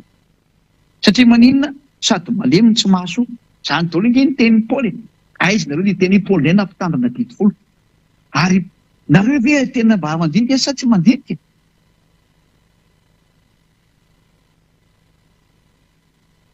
Dada Iava mihitsy ny ary fenina ny ravana azy, mbola izy ve zany mbola ampitandrina an'io ndray? Izy mihitsy nanapotika an'io ary nopoteny hatrany amin'ny tempolo mba tsy hisanao an'izany resaka zany intsony. Eny nanapoteny io tempolo io. Dia tsy taitra mihitsy indray ilay olona avy any dia mibata an'ilay didy folo fanapatesa sy ny poteny averiny ihany. Pakasika an'Andriamanitra ny reto olona reto e. Batainy zareo indray ilay didy folo dia asiany tandremana indray. Tena mpiara miasa amin'ny teny folo mihitsy. Io ve ny natesitra ny dada Iava dia mbola averinao ihany. Foana mihitsy ny fisoroana tsy navelanao fisoroana intsony olona. Ianao indray mbola andeha amerina an'iny ihany. Amerina akasika anazy ianao zany dikan'izany. Zay ilay hoe raha ny zavatra efa noravako natsangako indray dia efa diso aho. Hoe afaka antsika teny izay ny bokin'ny Galatiana. Ary izay ny amarana fa anazy hoe tsy mety intsony mitandrina didy folo. Galatiana 2:18. Galatiana 2:18. 2:18. Fa raha ny zavatra efa noravako no atsangako indray dia mampiseho ny tenako fa diso aho. Dada Iava efa nandrava an'ilay didy folo sy lalàna Mose, nandrava an'ilay fisoroana. Ka raha dada Iava zany mamerina an'io dia tsy mety. Satria izy ihany efa nampiten'ny apôstôly hoe tsy mety mamerina an'io. Dia ny apôstôly indray fe nareo dia amerina ny didy folo indray ho arahana. Nefa ny raha ny zavatra izy ary nampianatra hoe raha ny zavatra efa niravana no atsangana dia diso izay manao an'izay. Ary tsy nisy dada Iava namerina an'io zany. Yahosoa ary nandrava an'io teo amin'ny azy fijaliana. Dada Iava nandrava azy voalohany dia nikonfirme ny Yahosoa. Aiza moa zany ny apôstôly olona izay hoe ny apôstôly mihitsy ary namerina an'ity. Izay apôstôly namerina didy folo ny tsipy any elo daholo izy rehetra rehetra. Fa tsy ny apôstôlinay aty amin'ny Yahosoa aloha zany efa ny apôstôlinareo any zany. Samy manana ny apôstôliny amin'izay zany manomboka eo. Fa ny apôstôly tena izy dia izay miaraka amin'ny Eliasy Yahosoa sy dada Maria Iava dia tsisy mandika ny tenin'io dada Iava io hatramin'ny voaloka hatramin'ny farany. Manaraka ny fitsipika daholo. Fa rehefa dada Iava nandrava dia tsisy mikitika intsony hatramin'ny farany. Izay no nahatonga ny hoe Yahosoa nge nampitondraina teny hafa mihitsy. Satria efa niravana indrindra teo e. Izy tompony ary ve tsy afantatra an'izany. Izay zany ny teny fa dia mirazo antsika samy taina soa. Matoa fa voarainareo daholo ny fampianarana. Ho tonga saina daholo amin'izay hiala tany amin'ny toeram-pahafatesana io fa tsy hipetraka intsony ampy izay. Be izay famonoana nataon'ny mpitondra fivavahana izay. Mba tonga sainareo. Hiperina daholo amin'izay ny fahamarinana. Inona ny fahamarinana? Manaraha ny dada Maria Iava, manaraha ny Yahosoa, ary manaraha ny Eliasy raha ny dada Iava sy Yahosoa ankehitriny. Hoentiko any aminy ho anareo. Ireo ny fampianarana henonareo. Izay ny fahamarinana, manaraha ny Eliasy. raha iayavano Andriamanitra, manarahany ery anareo dia manarahana antika zay. Fa reo Andriamanitra tsy izy ireo mbola zanareo fa Andriamanitra dia mimana ny fandorana sy family anareo. Endry mahita lozaka mery entala mandrosika vo. Miraso tsika samy tainao soa ariva avatra. Tata Malaiavao, vonina ataonao mandrakizay. Fa io izao teny izao tena hitondra soa sy fahasoavana ao asika miaina. Io izao teny izao tena famonjena sy fanafotana ao asika mandria. Vonjeo ny olona Tata Malaiavao. Vonjeo ny olona ary afao ny olona.